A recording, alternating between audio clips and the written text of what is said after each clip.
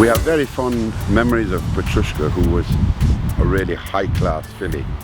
She won her only start at 2 and was extremely impressive in the Nelgwyn, and we did expect her to win the Guineas, and she was below her best that day for some reason or other.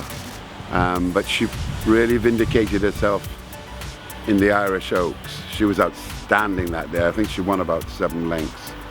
And then of course she went on to win the Yorkshire Oaks, which was as good a Yorkshire Oaks as I can remember.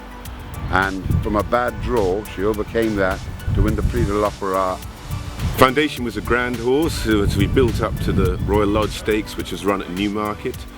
He'd won his maiden well, gone to Haydock, won a listed race, and in the Royal Lodge he showed a great deal of courage and stuck his neck out to beat a very fine horse trained by Aidan O'Brien called Deauville, who's had a great record himself.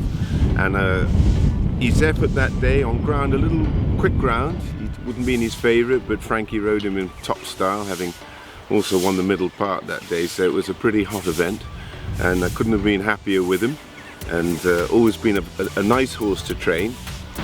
Telescope was very straightforward and a nice person.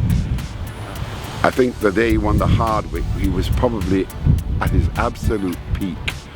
Although having said that, had Tergruda gone to the Irish Oaks, he would have been a King George winner. But yeah, he was a joy to have around the place.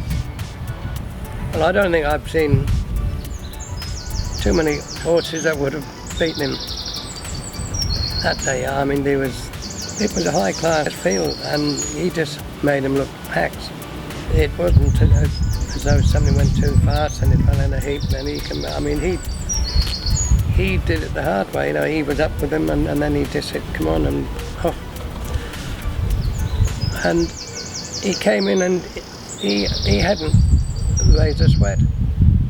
But that was him, though. You know, he had the loveliest temperament you could ever have. As a 2-year-old, Harbinger did some promising work, but he had a minor injury which prevented him from getting on the course till he was 3. He was progressive at 3 and then a little bit disappointing at the end, but we found that he needed a wind operation.